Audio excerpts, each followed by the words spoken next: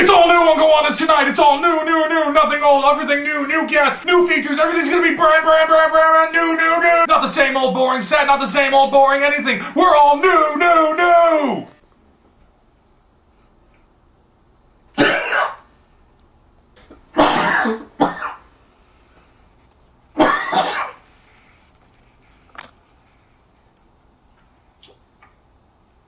I lied.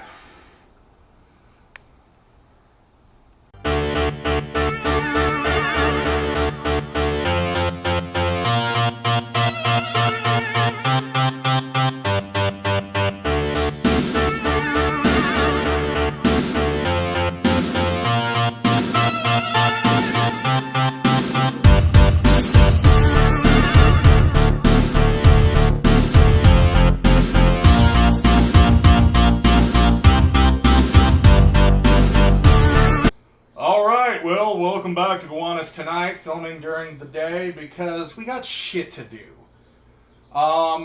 First business, of course, Gowanus Town Father sent this in. This is the picture of the Gowanus Gecko fan fiction writer.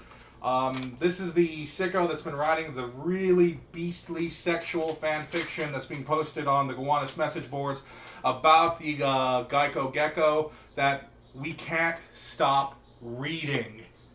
Oh my god, it's filthy, but is it enjoyable as hell. God, I'm on that one story, The Wishing Star, you know, with the barbed wire and shit, and it is so good I puked. So we need to get this guy caught because we can't have this riveting fiction just ruining our lives. What else is going on? Well, there's really nothing else going on. I just wanted to tell a quick story for you. Again, to help you understand me, to understand yourselves.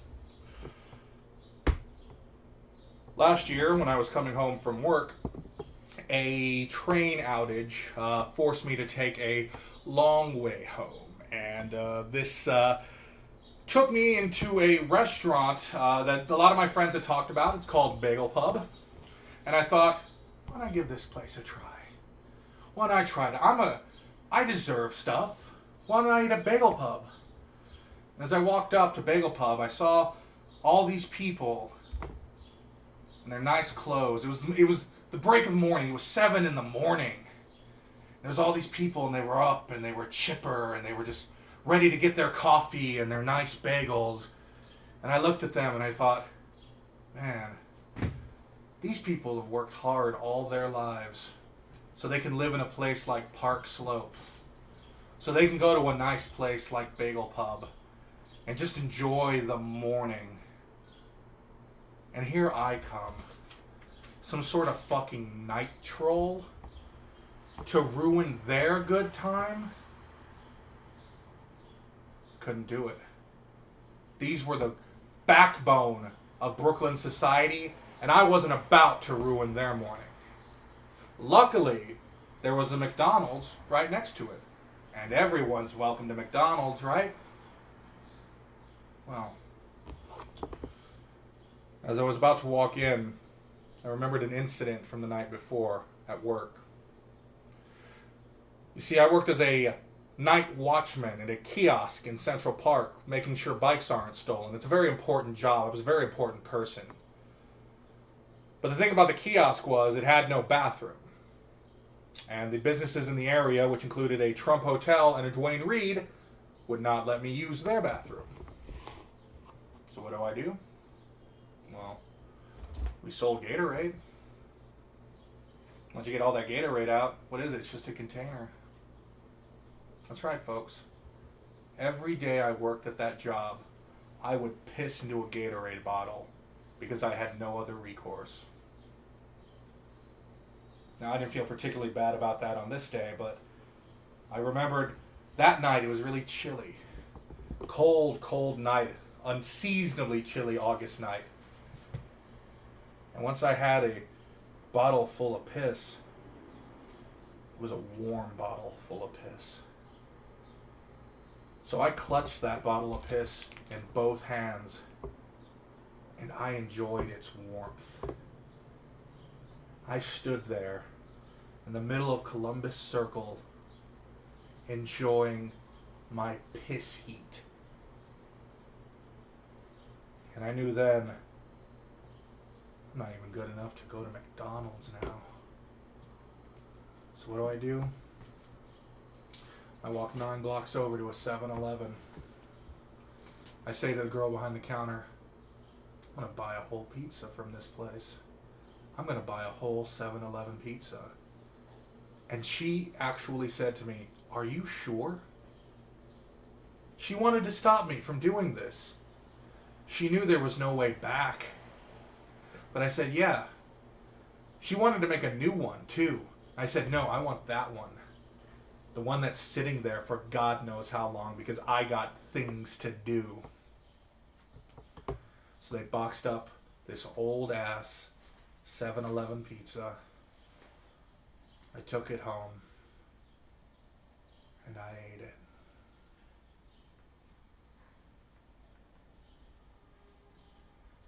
We'll be right back.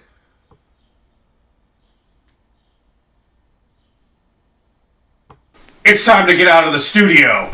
We're taking it to the streets. A normal, everyday street in Gowanus. A construction site familiar to any resident of New York. But behind these green walls lies a secret. For this isn't an ordinary street. For we are standing under the garish lights of a neon fuck hell. Here we have the new entrance to Gowanus' Sodom and Gomorrah. Through here, people gain access to these buildings, engage in illicit sexual activities. Sounds illegal, doesn't it? But it's not. In fact, it's encouraged by the Blasio administration. For this construction site, there are never any workers. There are no people here destroying the buildings with tools. No, they are using man's own inclination for deviant sexual activity to destroy these houses. Here we have the international symbol declaring this a fuck palace of the highest order. Sir, what are you doing here? What are you doing here? So I'm gonna fuck it all. I'm gonna fuck it. I'm gonna fuck it. Yeah. You heard it from the mouth itself. This neophyte is here, blissed out on the sex of his cock. But the question is, why here? Why Gowanus? Why is this filth allowed to happen on my street, to my people? Why isn't it happening just down the road in Park Slope, where Mayor de Blasio and his family live? Stop it! Stop having sex in my neighborhood! No! No! Nobody's given us any answers. We tried calling these numbers for help, but our phones had run out of battery power, and we're staying at our friend's house, and their chargers don't work on our phones. Welcome back to Gowanus Tonight. Actually, it's Fort Greene in the mid-afternoon, and BJ Rubin's on my show tonight. I gotta go tonight. Thank you for being here, Mr. BJ Yeah, thanks Rubin. for having me. This is incredibly exciting for me. I really do love your show. Great. I think it's a wonderful show. It's what I always look for in public access, and that it's just sort of batshit crazy, and you can't find anything like it anywhere else. You have the BJ Rubin Show. Correct. And Pukekos. Pukekos. Pukeko. Now, as we all know, a Pukeko is a small flightless bird, but why did you call your show Pukekos? I named it after my blog, actually. Oh, okay. So my blog is called Pukekos, and it's like a music blog that I've been running for probably like 6 years now. And I went to New Zealand a few times, and while I was there, I spotted some Pukekos running around, and I thought that they were cool. And then I got home, and I was going to start this website up, and I was trying to think of a name for it. I guess it was on my mind, so that's why I called it Pukekos. Pukekos.org for more information on that. The other thing I want to know about Pukekos, how do you choose the music videos that go on it? I mean, I just watch videos that are new. I also have like a large collection of music DVDs that I go through. Mm-hmm. And then when I see something I like, I reach out to the label or the director or the artist At this point, I have a lot of contacts already, just because I've been doing the show for a while now. Right. So, like, Sub Pop is a supporter of my show, right? So I have a person there that if I see a Sub Pop video I like, I just send her an email, and then usually the same day she sends me the video. Other ones are more difficult and take more time, but you know, it's interesting for me because I get to interact with these people that I otherwise probably wouldn't get to interact with. And people are pretty supportive, so that's cool. Did you get permission to use the G.G. Allen footage from Hated, or did you? No, I didn't get Todd Phillips' permission. Okay. I didn't think I needed it. Right, exactly. That was the one I was wondering about, just like the footage of G.G., of course, being G.G., and that's what I appreciate about Pukeko, is you're all over the fucking place on that thing, just watching, I forget, you're watching a Sky Ferreira video, and then all of a sudden you're watching G.G. Allen shit everywhere, and it's just like, yeah, I like this trip, I like how this is being curated. I think I separated those two videos. Those two weren't in the same show. No, you're right, yeah. So, of course, you can go to pukekos.org to see more about that. Now I want to talk about the BJ Rubin show. How long has that been going? I've been doing it for a little over 3 years now. When you started, what was just the idea behind it? The idea behind the BJ Rubin show, it was just like a variety show, and I just got everyone that I could possibly get. I got to come to shoot the pilot, actually in the room right behind us. There's like a studio right behind us, and we shot it there. This is a homecoming for Mr. Rubin. That's exactly right. This is where it all started. You guys got everybody you knew to come in. There's a particular thing you did, particularly in Pilot 2, Part 1 and Part 2, where basically the camera does this all the time. You switch between the cameras over and over again. Yes. Why did you do that? All right. So I actually started doing that when I first was shooting in Manhattan. It was this tiny little 2-camera studio, and the 2 cameras were mounted, and so it was kind of tough to do anything with them. Right. know? So you had no choice where to put those cameras. I couldn't. Yeah. I mean, there was one I could raise up or down a little bit. So I guess I could have like panned up and down, you know, like the performer as they were performing. But instead, I decided it'd be more interesting to match the shots. Yeah. And then just switch between them as quickly as possible. So it's kind of like a 3D image, you know. Right. Like each of the cameras was an eye, Yeah. and so like I was trying to approximate what it was like for me to be in the room at that moment, which was, you know, it was like me because I was running the tapes, running the audio, running the video, like every single thing was just me and then the performer. You know, I didn't have another engineer; I was the engineer. So I was trying to think of something I could do while they were performing, and I was like, why don't I quickly switch between these 2 cameras? Right. And I know that it's going to drive people nuts. Right. And that's what I like. You know what I mean? Exactly. Like, if other people hate it, then I'm probably going to like it. And that's what immediately arrested me when I first watched Pilot Part 2, was that image. Just like, why would he do this? But then you just hypnotic and you stay through, and then the music starts, and you're all like, hey, I like this. And I become confused. My body can't let go when I'm sitting next to you.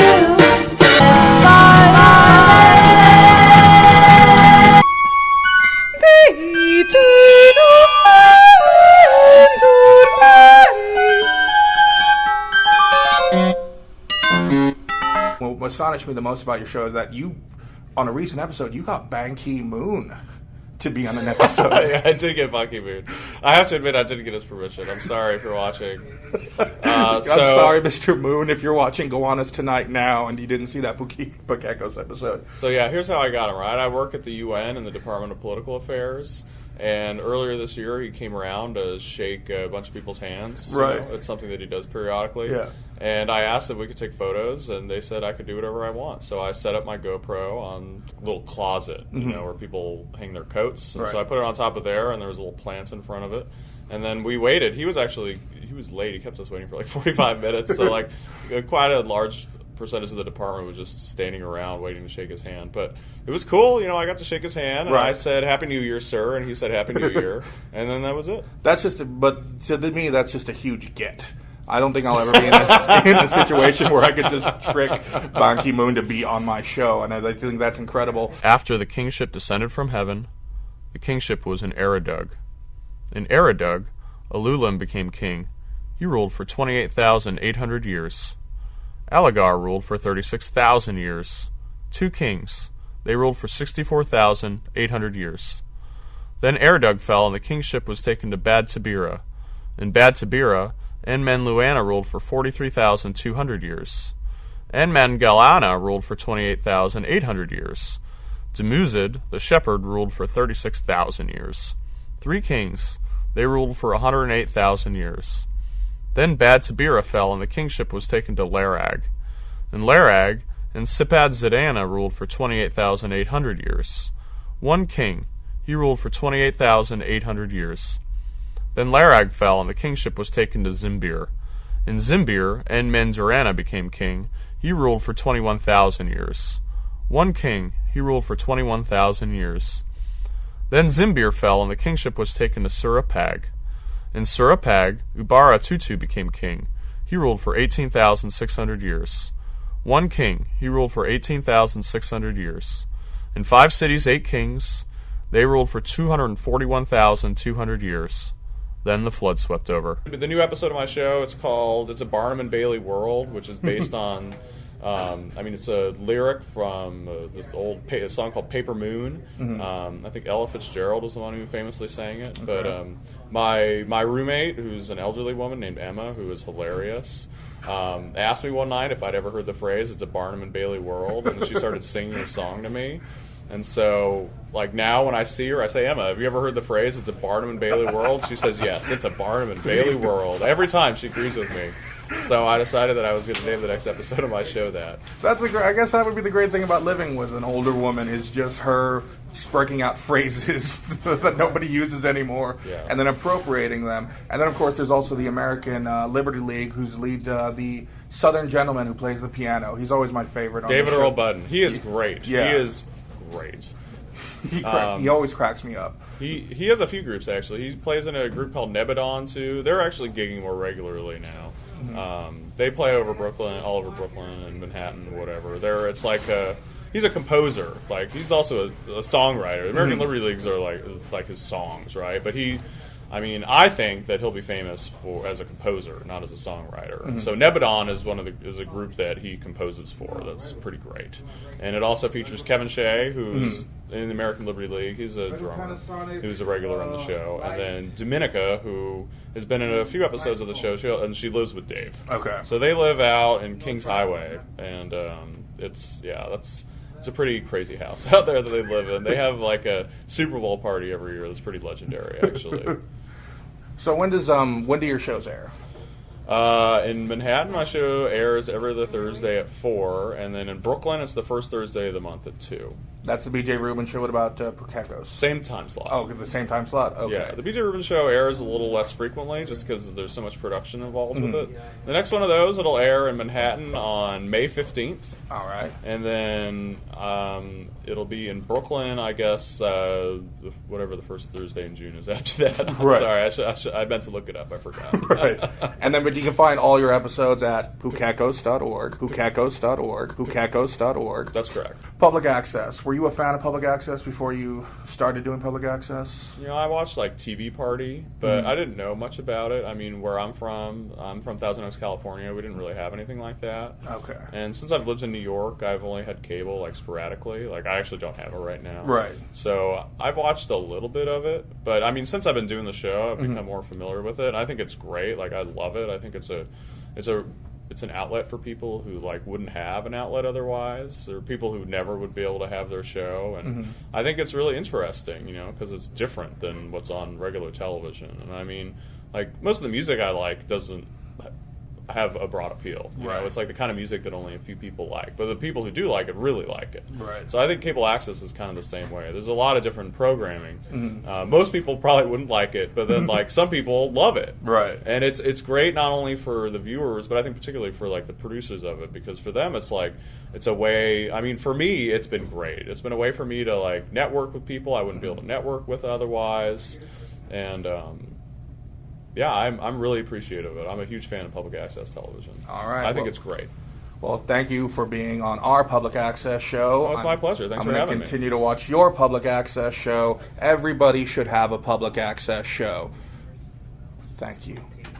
Hey guys, as you know, my new thing is lady hats that don't fit me. So if you have a lady hat that won't fit my head, contact us at Gowanus Tonight or leave a message at 740-GOWANUS. We'll come to your house, we'll pick up your lady hats, and they'll be featured right here on Gowanus Tonight.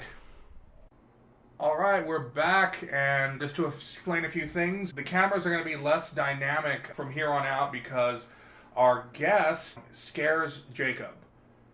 Nothing against you, sir, but Jacob, after seeing the movie Tough Guys from Brooklyn versus New York, he's just been afraid of you and your voice since always. He's afraid of two things, you and that homeless woman who kidnapped him when he's a child. So I apologize about that. But even though Jacob's not here, we got a great guest. You can hear him every day from 7 a.m. to 10 p.m. at KANL. Legendary radio broadcaster. It's Jeremiah Gowanus. Hey, Daddy, how's it going? It's going great, Mr. Gowanus. And of course, you became legendary here in Gowanus, the neighborhood. I think everyone I know here listens to your show every day. Just legendary stuff. When did you get started here in Gowanus? Well, I've always been a fan of the radio. My first year, I actually started out as a pirate radio station. I set up an antenna in my backyard, and I just started broadcasting all day. I'd even broadcast when I was sleeping. It would just broadcast my Z. Right, of course. It was the Nighttime Z's program, famous from 1972 to 1976. People would just tune in, listen to a man sleep. It was amazing. And of course, I'm remiss. I should mention that the reason we're filming you like this, of course, though, as anyone has noticed, is because legally, for any public appearance, you're not allowed to see your face because you wish to remain the voice of Gowanus. This is true, right? That is absolutely correct. I'm not the face of Gowanus. I'm the voice. The voice of Gowanus. Of course, you've served in that capacity for many, many years now. But what I want to talk about, what I've already mentioned, is you are also famous for being the DJ in the movie Tough Guys from Brooklyn versus New York. And for anybody who doesn't know, Tough Guys from New York, you've seen the movie The Warriors. It was sort of I would say a ripoff, is that fair?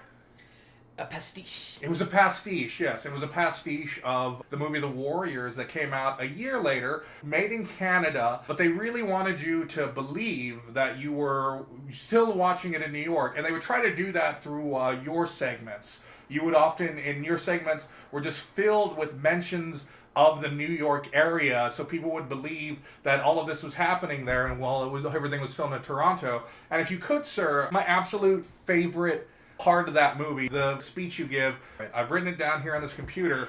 I was wondering if you could just read that out. Oh, absolutely, my friend. Okay. Okay. Wow. Is that the warm-up you do every time? I'm not going to get in your way, you're right. Yeah. Okay, all you cool dudes, the tough guys from Brooklyn, have beaten the Bronx bozos. So it's up to the Manhattan maniacs to fight them because they have to get through Manhattan to get to Brooklyn, which is where they live, and they probably won't go through Queens because it would take too long, and Staten Island is on the other side of Brooklyn. Here's a dedication to everyone that has to beat up the tough guys from Brooklyn. I love that part, and of course at that point you play Queen's Flash. Most people don't know is that Flash was written by Queen for this movie specifically, right? That's true? That is absolutely true. They were inspired to write the song Flash by Tough Guys from Brooklyn versus New York. Nobody saw the movie, of course. It became a cult hit much later. But because of that, they were able to take Flash and then use it, I would say more appropriately, in the movie Flash Gordon. That's absolutely true. That's actually where most of the revenue from the movie came from, was when we got to license that out. Wow. For the Flash Gordon So movie. you were a producer on that movie? Yes. I always thought you were just talent on it, but you actually produced it. You raised money and you thought this would be a great idea. Absolutely. I really wanted to get New York out there.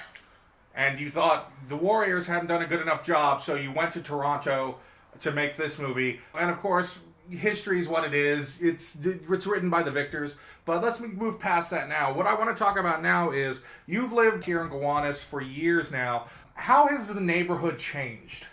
Well, physically I have no idea. Both my eyes were gouged out in 1985 by the Gowanus Gouger. That's right, the Gowanus Gouger. The Gowanus PD's Imgur website. And I was able to download this picture of the Gowanus Gouger. He's still on the loose since 1985. Unfortunately, of course, you're now blinded. And I noticed you made the bold decision to not wear any sunglasses and cover your eyes in any way. I want everyone to see Right. what I look like. Exactly. If they see me. Yeah, you're very brave. You don't want to hide. You just have two hollow holes in your head, and that's okay. Sometimes you can see straight back to my brain. Exactly, and of course, like you say, you're not the face of Gowanus. You're the voice. I don't want to. I didn't want to get into it, but your eyes aren't the only striking thing about you. We're not going to show it physically, but I just want to talk about it a little. Your hair. It's just natural. I do not support white supremacy. I support equality for everyone. Right. I don't do this on purpose. Why he's saying that is his hair naturally grows out into the shape of a swastika. It's amazing. You just have a swastika shaped pate on top of your head. Is that a usual form of baldness? It can't be. No, it doesn't run in my family or anything. I'm the only one. Of course. Don't want to fix on this, but you only have the one arm. Yeah, it makes it tough. It was just ripped off. I was doing a show down by the canal. I was part of a series called Sounds of the Canal. Sounds of the Canal, I talked famous to the series. Canal. Yeah, it was great. Ran 8 years, fine.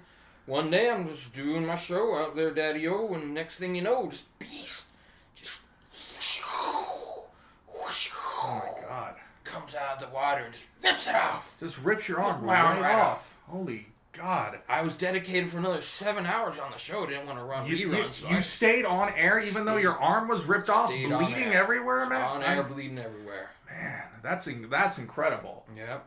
And of course, just to finish it off, just to get the other thing, your legs, my God, how do you move around at all? To explain, one of his legs seems to be, 3 feet long? 3 feet, 3 inches. And then the other leg is only a foot long. Yeah, that's messed up. And I wasn't here when you came in. How do you move around? I mean, I don't want you to show me. I want you to be as comfortable as possible, but that's amazing. I have a grapple hook with a suction cup, and I throw it in that pool. Whoa. Throw and pull. My right arm, the one that works. The one that I still got is strong. That is incredible. And oh my God. Don't worry, whoa, baby. There is literally just a pool of blood on the floor right now. Is this from you? Yep, it's normal. What do you mean it's normal? What are you talking about? My body produces way too much blood. This is how I survived when my arm was ripped off. My body is producing too much blood, and it leaks. Usually from my toes. Right now, you're just leaking blood from your toes? Yep. It's literally everywhere. Yep, it's everywhere. Jesus Christ! Don't worry. Oh, this is not supposed to. Hey, I can't. What is this? What am I gonna do? Cool down, chill, oh baby. My God. Cool. Oh, it's literally everywhere. Oh my. Cool down. Oh, my stool can't support my weight anymore. Jesus Christ! Oh. Oh, God! Oh, God! Jesus Christ!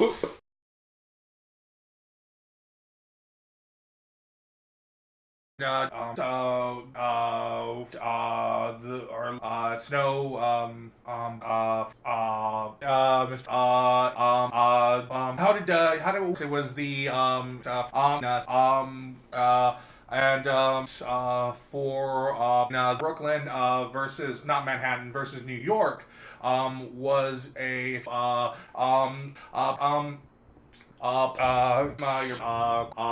woman I think yes, I went down to the